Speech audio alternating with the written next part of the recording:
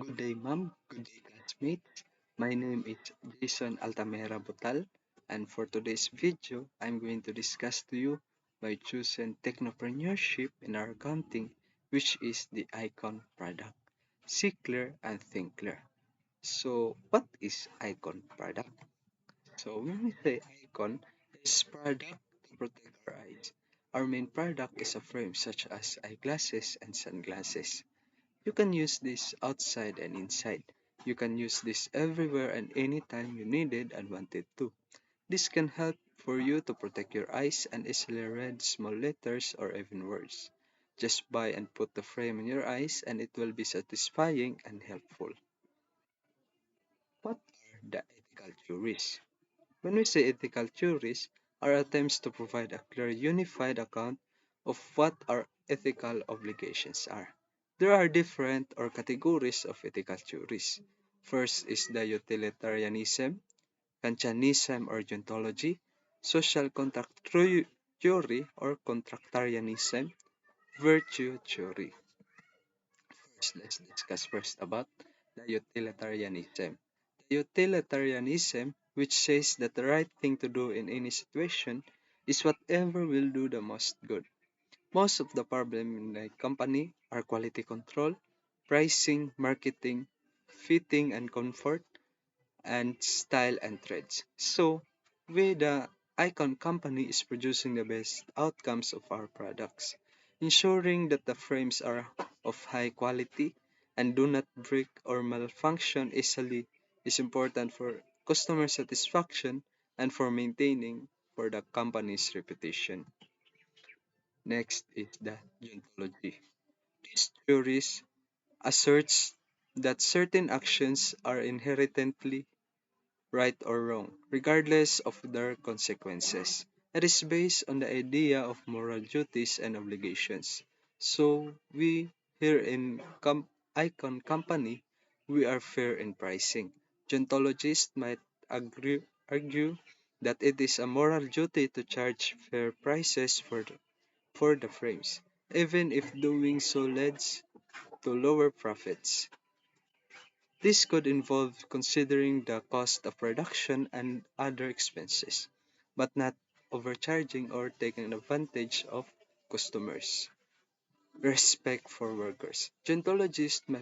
Might argue that it is a moral duty to respect the rights and well-being of workers, even if doing so leads to higher costs or lower profits.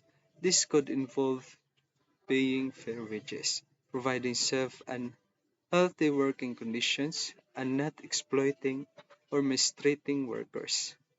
Responsibility for environmental impact. Might argue that it is a moral duty to minimize the environmental impact of the frames, even if doing so leads to higher costs or lower profits. This could involve using eco-friendly materials, reducing waste and energy use, and engaging in sustainable practices. Social contract theory. Social contract theory. This theory holds that moral and ethical norms are based on a hypothetical agreement among members of a society to give up some individual freedom in exchange for protection and other benefits. So we in Icon Company we are adhering to laws and regulation. We have a moral obligation to follow the laws and regulation that apply to their business. This could include consumers protection law, environmental regulations, and labor laws. We providing fair value to customers. We have a moral obligation to provide fair value to their customer in exchange for their money. This could involve offering high quality frames at reasonable prices, being transparent about the materials and features of the frames, and providing good customer service. Virtue ethics.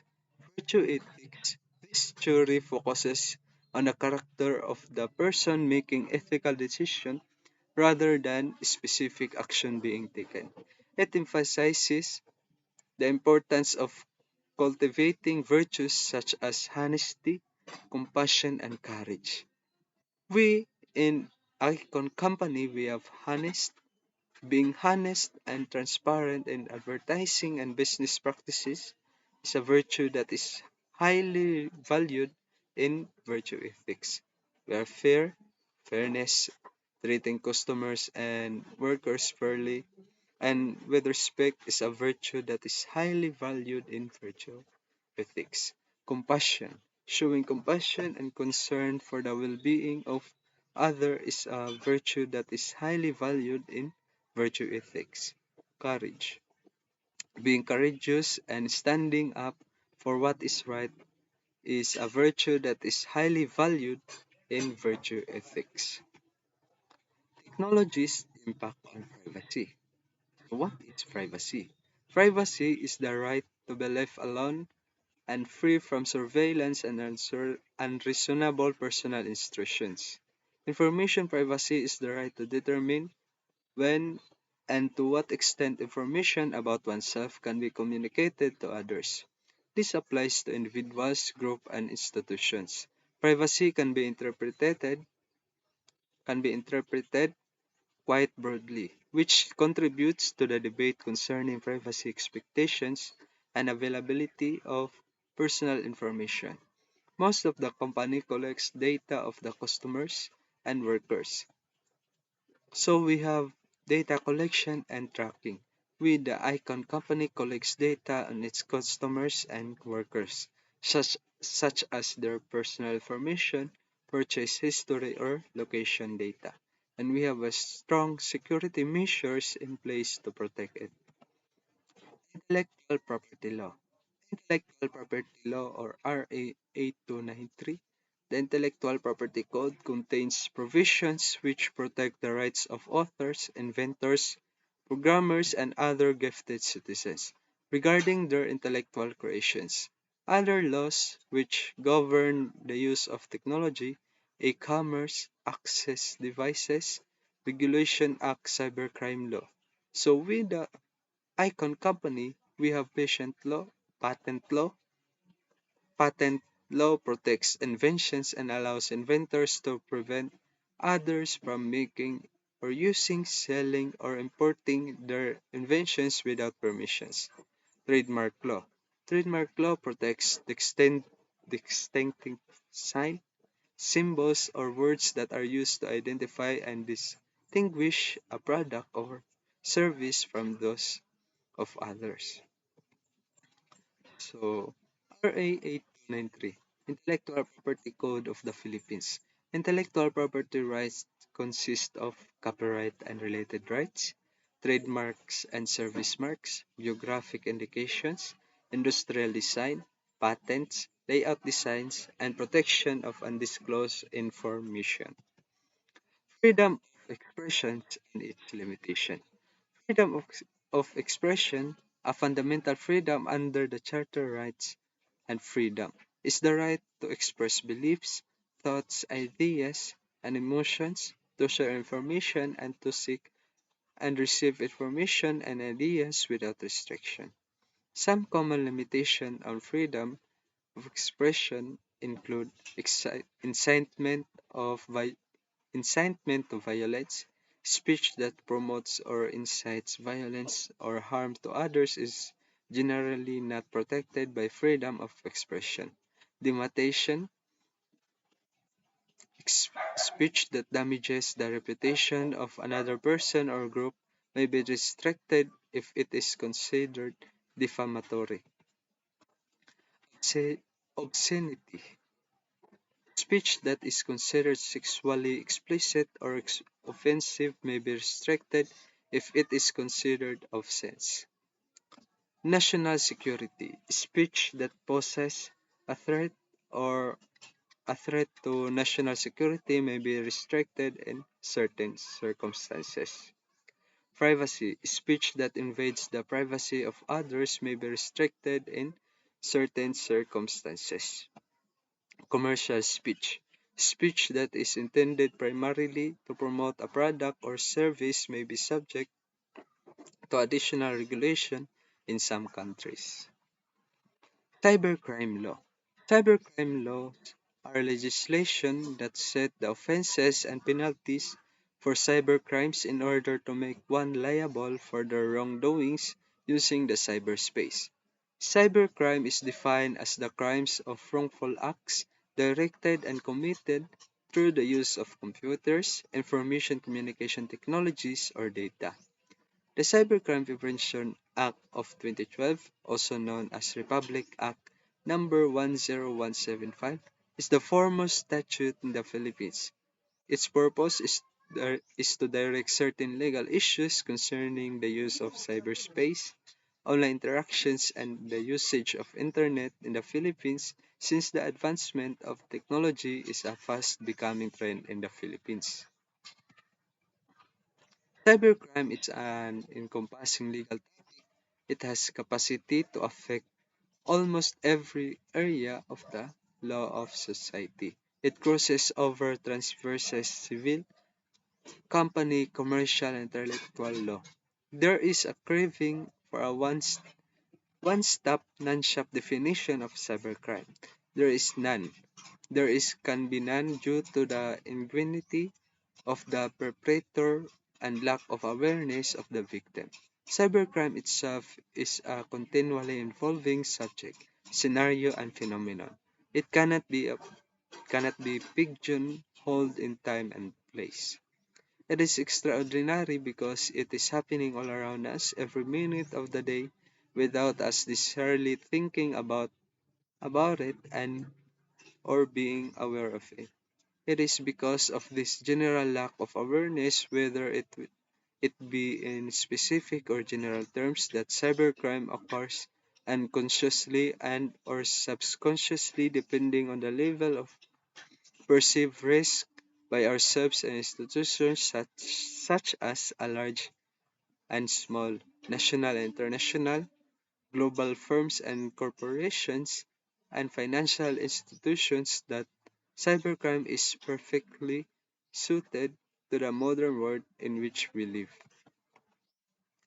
RA 10175.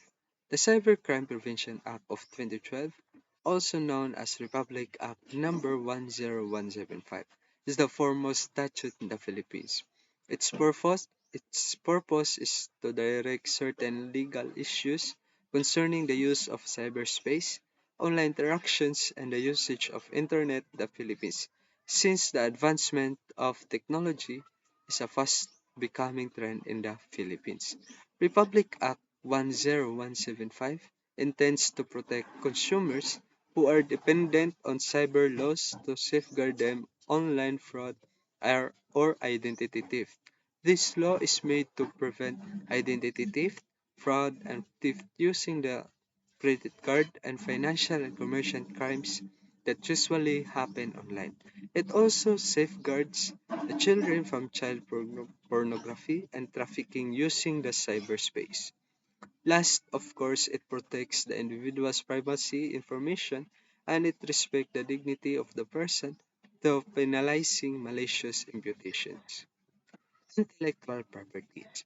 There are three common types of intellectual properties, which are patents, trademarks, and copyrights, and they each provide different and varying levels of protections.